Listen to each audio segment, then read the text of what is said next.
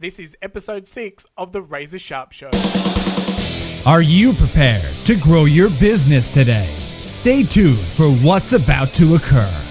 This is the Razor Sharp Show with your host, Ray Milladani. Stay tuned as Ray invites business owners and entrepreneurs onto the show from all over the world to discuss how they are owning this economy and how you can as well. Are you ready to sharpen your saw?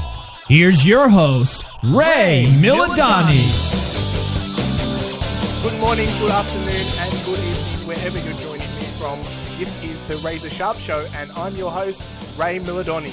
What a jam-packed episode we have for you today. This is episode 6. And in today's show, we meet Sara Moore, who is the CEO and founder of 11 Lights Media, which is a social media strategy and management company that focuses on developing social media strategies and delivers results for their clients. And now recently, got an overseas client as well. So there is no boundaries. You can run a global company.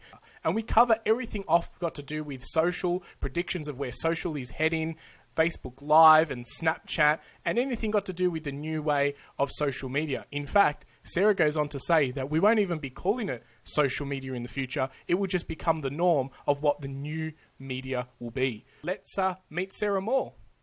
Hi, Sara, and welcome to the Razor Sharp Show. How have you been? Great. Excellent. Hectic, but great. Awesome. I love busy people. That's what we're all about at the Razor community. So, Razor community, are you ready to sharpen your mind? Sara, let's do this. Tell us a little bit about yourself and what you do. So I am Sara Moore, and I have a social media agency called 11 Lights Media. And basically all that means is I look after people's social media for them. I strategize and implement and basically help them start to get results for their business from their social media.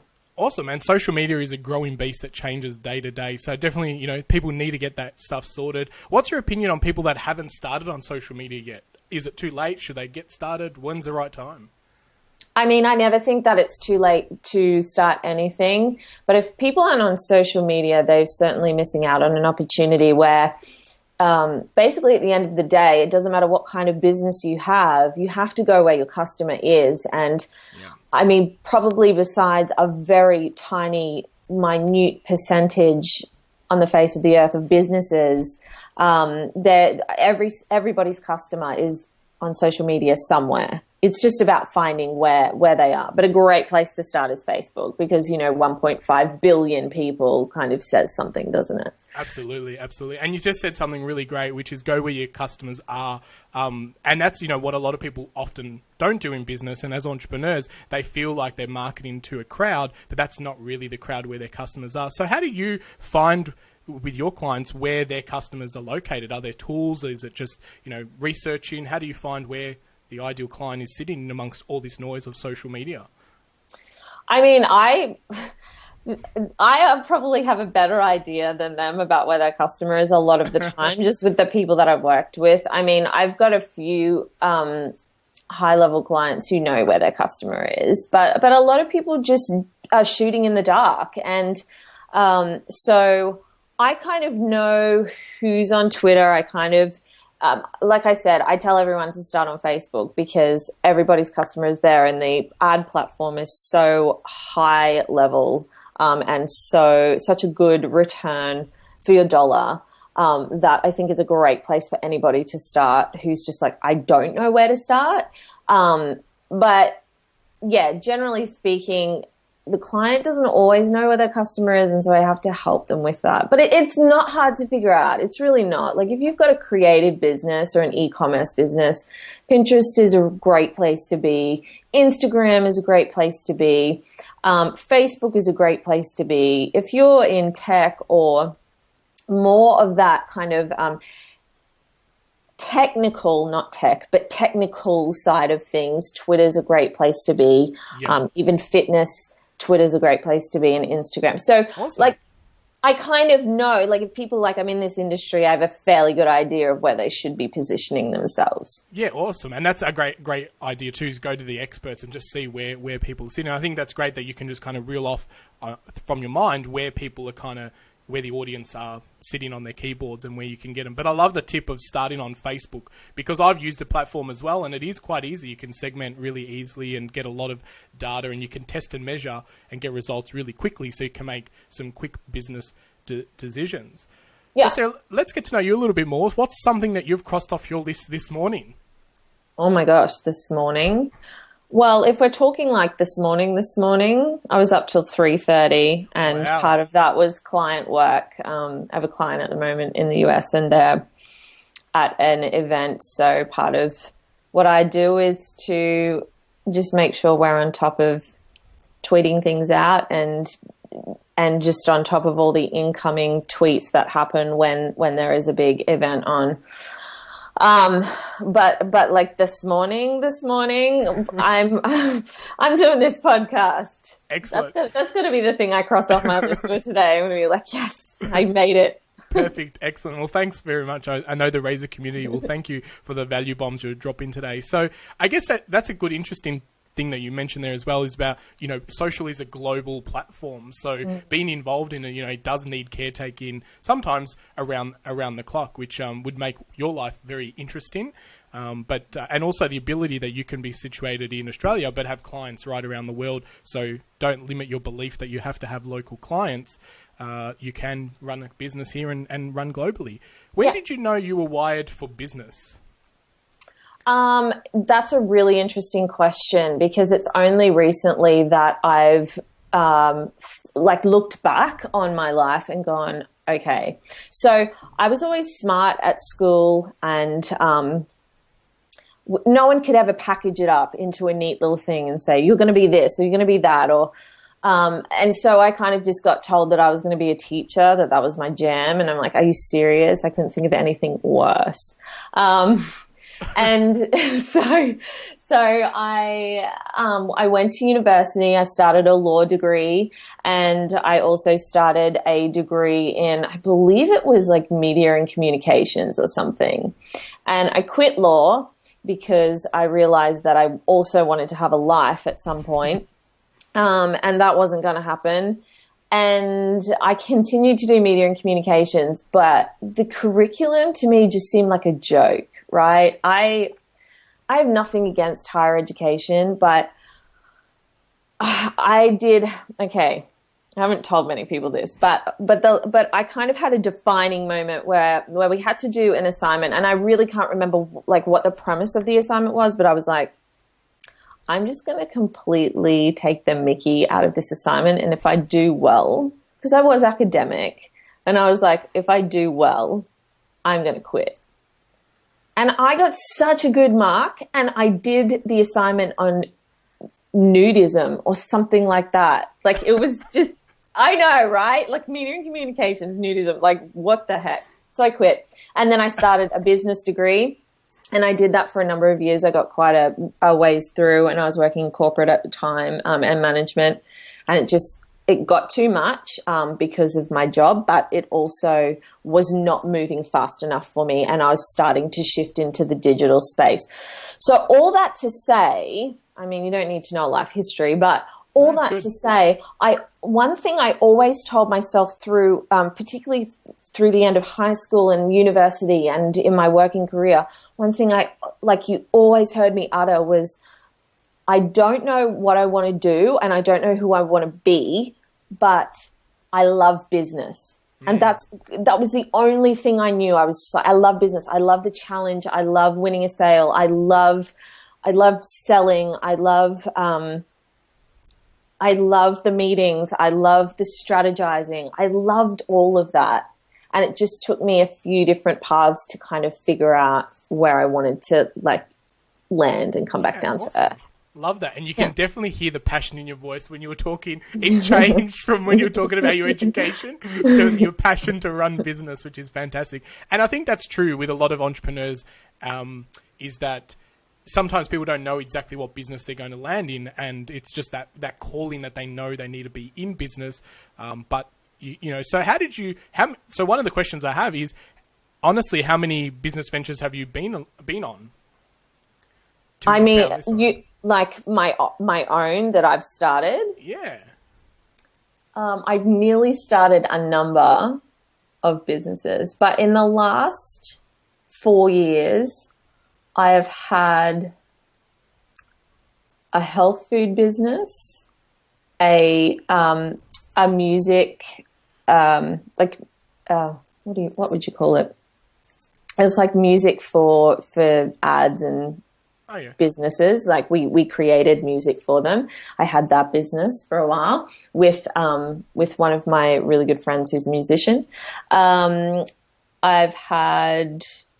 I was more in digital strategy before I niched down into social media strategy. So like not that many businesses, but like I know people who've had a lot more. But I kind of once it was mainly after the health food one where I was like, this is I want to be in the digital part of the business. I don't want to be selling, and even though I enjoy that, I kind of just realized that I really liked the social, I really liked the strategizing, all that kind of stuff. So yeah, excellent. So about 3.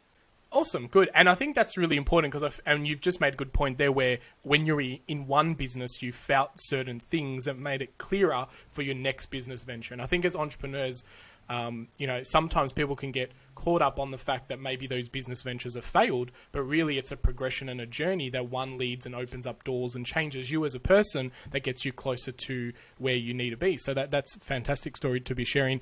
And talking about failure, is there a time in your life and a story that you can share where you feel like that you've turned failure into a learning exercise? Oh my gosh, this feels like an interview for a job. I've been asked that in an interview before, that's why. I mean, first of all, I don't really focus on failure, but secondly, I'm not sure if I'm like a massive believer in failure. I think and this is going to be so cliche, so I apologize to everyone, but it's true. I just think that everything is just a learning curve. I mean, at the end of the day, all my businesses are failures if I quit them. Yeah. Like that's the reality of it. I mean, they've all made money. Like I'm not a millionaire or anything like that. They've all made money, but they're all still kind of failures in a way, if you want to look at it like that. But I also gained valuable experience from every single one. And I worked very hard, particularly in the health food one. I worked very hard and I pushed a lot of my own boundaries and I definitely operated outside of my comfort zone, especially in the music one, because I kind of went like a bit hardcore into that industry and basically pulled on every connection I had. And there's something that just grates against you doing that. It's like, I don't want to hit people up. Like, what if this is not my only right hook? Like, have I wasted my right hook if this is not what I'm going to do forever, So, anyway. And I don't want to call them a failure at all. I definitely believe that, it's all about learning and a progression and a journey. So, thank you very much. Let's jump into a little bit more about what you've been up to lately. I noticed lately you've been at the Queensland Word Camp. How was that? Are you on stage talking, which is quite fun? That was amazing. I loved it. I loved every second of it. I enjoy the stage. I'm not going to lie. I'm there with you. But yeah, no, it was really great. It was full of very actionable kind of talks. A lot of it went over my head, like if I'm honest, because it was a lot of web developer stuff. Yep. But it was great. Excellent. And what was the topic you were talking about? Was it social video and being live on social media? Yeah. So originally I was just going to talk a little bit more generically about video marketing, but the day before I spoke, I went to there was a guy there, Ben Amos, I think his name is, and he spoke about video marketing as well. And I sat in on his talk and I was like, there is way too much identical content. And so I went home, I skipped the after party that night and I went home and I rewrote my talk and I just focused predominantly on social, live video. and basically just delivered a fresh talk the next day because I was winging it a little bit. Yeah. And yeah, so that's what I spoke about. Obviously, I've been live streaming for quite a while. Well, that's not obvious. I shouldn't say obviously, but I've been live streaming for over a year. And I spoke in San Francisco in January at the Summit Live, which is all about live streaming. Yeah, excellent. Application. So yeah. And share with the Razor community how you're getting these speaking gigs. Are you putting yourself out there? Are people approaching you? Is one gig led to the other? I'm going to be completely honest that business is all about who you know. Everyone says it's all about hustle and hard work, and that definitely is a place for that, but I'm not going to lie, like it is all about who you know as well. So Summit, I'm not afraid to tell you that one of my dear friends was the organizer of it. Awesome. And basically his partner in crime is also another dear friend of mine. So yeah, that's kind of how I got that one. Oh, and I have been streaming for a long time. Like they found me through streaming. It's not like we've been best friends since we were 3 because they're American. Like I didn't know them before live streaming. And WordCamp, again, I knew one of the organizers there. He actually was the one that alerted me to it. And one of my clients, I had a number of web agency clients at the time, and I ran it by them, and they were like, oh my gosh, you need to speak at WordCamp. Please speak at WordCamp. So they kind of were the ones that pushed me to do it. And yeah, it was just my friend who alerted me to it. It's not, I didn't get it because he was part of the organization or anything. But yeah. Excellent. So, and have you found that they've been very beneficial to change the way that your business operates? So you're getting different type of business, or other people coming and approaching you because of the way that you're positioning yourself as a speaker? And yeah, definitely. I mean, I've had amazing feedback since WordCamp, and a number of people reach out and set up client calls with me and that kind of thing. And I mean, the more you do that kind of thing, the more it's easier to get the next thing as well. So, you know, I've got some things that I wouldn't mind speaking at the Sydney one, you know, in September. So I'll probably apply for that as well. Excellent. Yeah. Perfect. Now, talking more about social media, what is it like? Obviously, video is playing a big part in social media platforms. You've got Periscope, Meerkat, whether they even exist now with Facebook Live. What's your opinion and your prediction about social media, video, and the way that we move forward? Yeah, that's a huge question. I think that video is going to be more and more integrated into our everyday social media. In fact, I'll just say this one thing as well. One of the reasons I didn't put social in my business name is because I don't believe it's going to be called social media forever. Wow. I think that like media is always media. It doesn't matter if it's like newspaper or Facebook. It's media, right? Yeah. But I don't believe it's going to be called social forever because it's a way of life. It's going to be weird to call it social media. And so all of that to say, I've lost my train of thought. That's okay. What was the question again? So we're just talking about the prediction of video media in social media, and obviously, you know, Facebook doesn't lightly invest in the amount of money they have to get Facebook Live off the ground, and now even moving into virtual reality, which is video as well. So prediction in video, and is it going to be literally the way that we digest everything? Yeah. So I guess my point with that was that I think video is just going to become the way that people consume. Obviously, there's going to be times where, you know, we can't watch a video, or, you know, people are at work and they need to listen to a podcast or read a blog or something like that. But more and more, and this is what I talked about in what I spoke about at WordCamp, the trend is that people are consuming video more and more, whether that's 10 billion videos on Snapchat a day, or whether that's, you know, the shift between July and November, I believe it was last year on Facebook, went from 4 billion to 8 billion video views and that kind of thing. So it really is, I think, the way of the future, and the future is now, which sounds like a bit of a cliche thing to say, but that was my main point at WordCamp. I'm like, you need to start now, even if it's just picking up Snapchat and getting used to hearing your voice and seeing your face. And because that's really the fear for a lot of people, right? It's hearing themselves, it's seeing themselves, it's judging themselves, and you just have to get over that. Absolutely. There's no two ways about it. Agreed. Razor community, some wise words there from Sarah, is just take action and start doing. Because I know for myself, I had the same complexes. In November last year, 2015, I started a vlog challenge where I vlogged for 30 days with a group of friends. And to be honest, that changed the way that I don't actually want to do a written blog anymore. I want to do a video blog. I actually have a craving. When I was moving homes, that was the biggest thing. Is like, oh, I missed the video. I had to set my computer up. So getting comfortable with the camera, seeing yourself.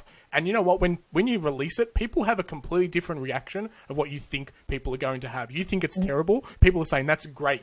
You made my day and things like that. Those feelings are amazing. So take massive action, get out there, jump on these video platforms and start producing some content, and someone will listen and hear it. So that's fantastic. So why 11 Lights Media? You mentioned a little bit about the name. I love the fact that social won't be called social media because it will not become, I agree with you. It's ingrained in our life. Like, it's the first thing people are checking. It used to be emails. Now it's social media.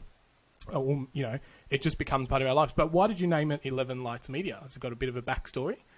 A little bit. I have a background in music. I've been pretty much playing music and singing my whole life, and I had the pleasure and the honor of meeting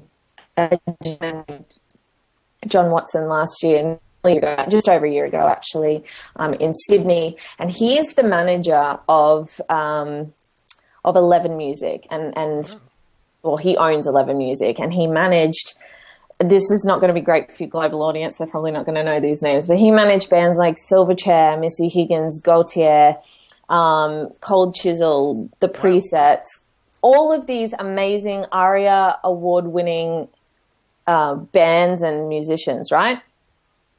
And so I always loved 11 Music. I loved John. Like, Silverchair was my favorite band. Missy Higgins was like one of my favorite artists. So I have a very soft spot for John. And I got to meet with him, and it was incredible. And I had just, like nearly 2 hours or something with him, and he was just amazing. So I've always loved 11. And the lights for me kind of represent the fact that I've always been on stage. I love a little bit of flair and drama. I was first in class in grade 11 and 12 for drama, so, and improv and stuff like that. So I've always loved it, and I feel like it represents me well. Like, I'm a little bit dramatic, and I'm a little bit out there and passionate and all of those things. So I just feel like, while it's not the cleanest story in the world, like, it's not, here's my one-liner about why I chose this business name. I do feel like it represents me well. And like I said, I chose media because obviously it will change, like in 10 years, it might just all be VR, and I'm not on Facebook anymore, or I'm not on Twitter anymore. And so I just wanted that flexibility. Awesome. Now, I believe you run a boot camp as well. What's the boot camp about? Is that, I've heard boot camps for fitness and so forth, but what's a social media or, boot camp? It's basically just training. It's just a fancy name for training. So people. But is it intensive? Is it like 2 days? Is it a week? Is it a retreat type of thing? Yeah, it's basically either a couple of days or a week. It just really depends what the client needs. It depends how many platforms they want to do, that kind of thing. But it's heads down. It's like, this is how you do everything. And it's down to, Canva training or something if you need basic image training to be able to put things on Instagram or Facebook or whatever. So, but it's teaching people about the platform, and basically, one of the things that I try and teach is how to be disruptive on the platform, because I think that a lot of people are like, this is how you put a header on Facebook. This is how you post a blog. And it's like, well, that's all great, but like, let's figure out how to be as disruptive as possible on that platform in order to gain attention and momentum. Yeah, love that. I love that, because that's the thing, is a lot of people, it's like websites years ago, people launch a website and think that the world will know about it. Now people are setting up Facebook groups and thinking that they'll get thousands of likes, and all they've done is added a logo and a cover photo, and they've got 14 likes. So is it okay to invite all your friends and family at the start to give the perception of your page being more popular than what it is? I mean, when you position it like that, it sounds like a bit of a douchey move. But I think everyone does it though. So it's true. And look, I do at the end of the day, my mum wants to know what I'm doing, right? So she's going to follow me no matter what. But here's the thing, right? I have a bit of an issue with the whole Vanity Metrics conversation that goes on. Everyone's like, it's all about like the quality of the followers. It's not about the quantity. And I agree with that. Like at its core, I fully agree with that. But here's the thing. What numbers do is provide social proof. And social proof is basically saying, hey, you should listen to me because all of these people are listening to me and they think I have something good to say. And I'm not for inflating metrics for the sake of it, like buying 10,000 likes or that kind of thing. But you know what? When you're starting out and you need confidence and you need someone to just hear you and just love you and support you, and I don't care how airy-fairy that sounds, yeah, invite your friends and family. Now, if you're really popular and you have like 10,000 friends and family, maybe just invite people individually. But I think it's okay to get your first 100 people as people who care about you and care what you're doing in life. And the other thing to note, right? So here's something, and this is going to be controversial. I know it. Someone's going to not like this. That's okay. But, I like that. The first thing is, I believe you need 30 likes on Facebook before they open up insights. So I'm all for getting anyone to like the page just so you can start having access to your insights. And on YouTube, you need 100 subscribers to get your like branded URLs. So like for me, it'd be like youtube.com/11lightsmedia. Now, I haven't done this, okay? So no one can call me out on it.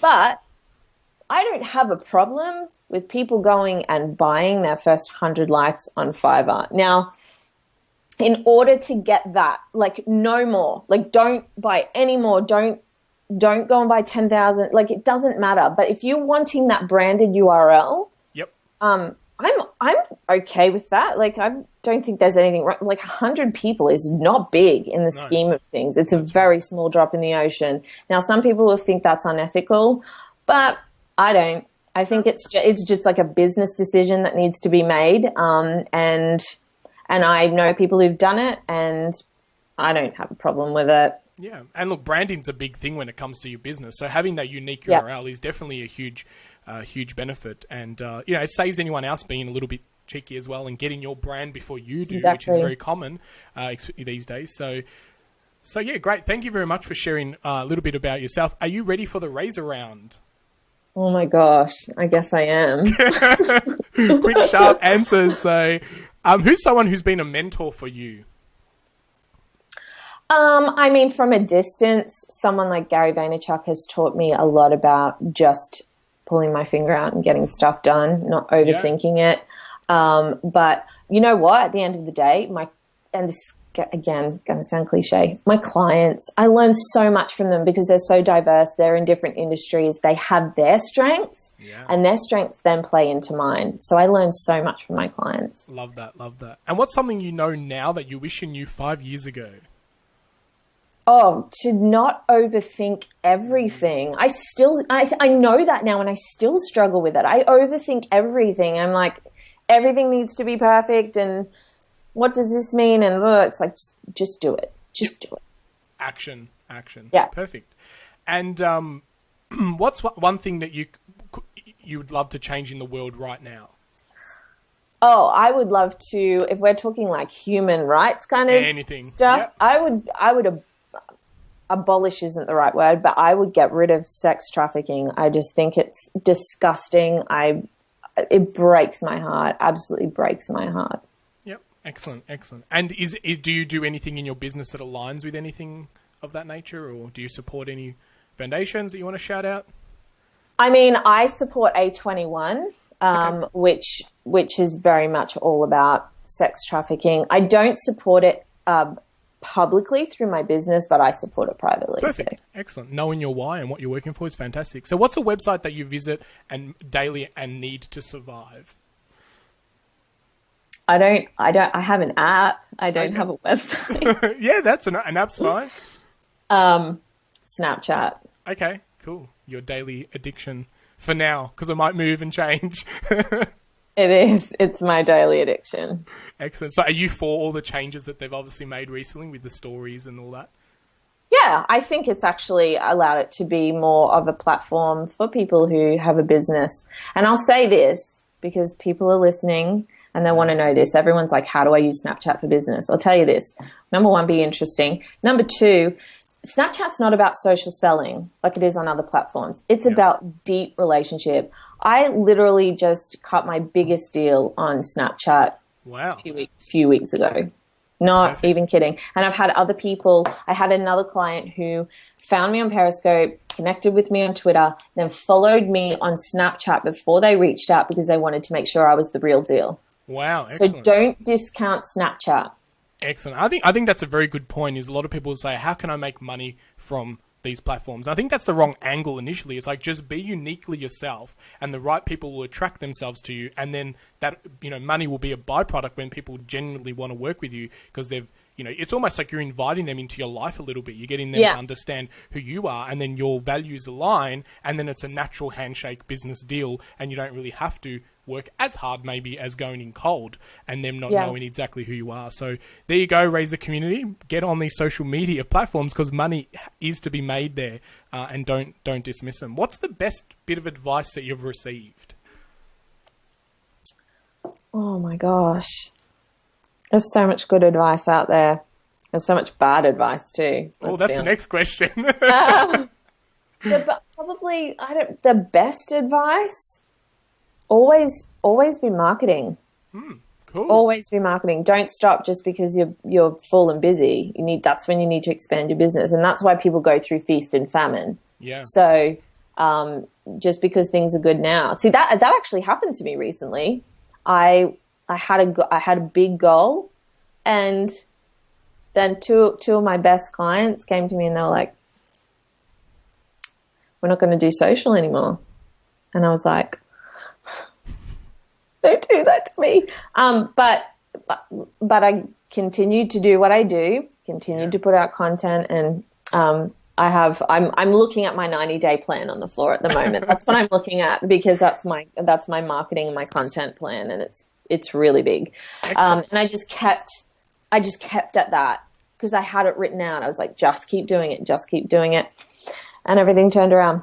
So. Love that. Always be marketing. Such a great thing. You always hear things like always be closing, but it comes such from a sales point of view, but always be marketing. That's a great one. And I think these days marketing yourself and your business is so easy. You can do it on the go, and in any place, anywhere. So what's the worst bit of advice that you've been given?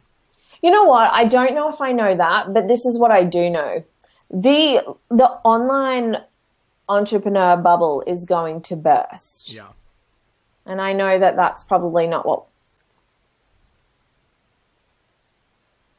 from a guru and then basically go and replicate that, and it's not sustainable. It's been sustainable for a few years, but it won't be sustainable forever, and people have to look at making a tangible business that is not just empty promises. Smoke and mirror. Yeah. And I know a lot of people are trying to convince themselves that this is what they want. I just want to make $100,000 and I'll be happy. And it's like, you need to find what you love and what you're passionate about and go and do it. And if that means you need to get out of your house and go into an office, then go and do it. Go and work for somebody, because I just really think there's this big unicorn situation happening at the moment where people are like, oh my gosh, bright lights. And they're wanting to do this entrepreneur lifestyle thing like Gary Vee, even though Gary has VaynerMedia and all this other stuff, but there's a lot of people out there, and I don't want to name names because, I do respect some of them. I just think there's a lot of people who are misguided and they're not born for it, but they want the money. Yep.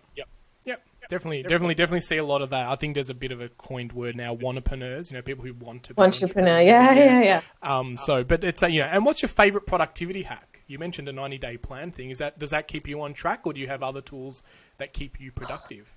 I mean, it was keeping me on track until I got stupidly busy.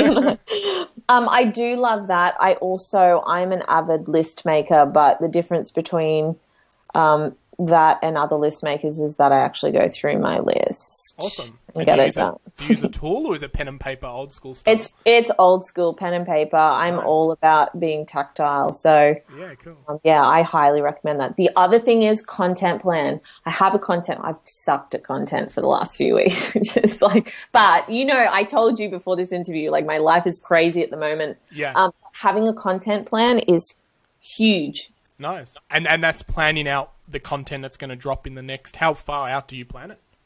I'm only planning it out a week at a time, but I know what falls on what day, and even down to I normally do a Medium post every single Monday, and so I would just dictate that post on the way home from dropping my daughter at kindy, and then I would get home and type it out. Love it. Multitasking, being efficient, dictating, you're making videos. That's fantastic. You're leveraging every social media platform.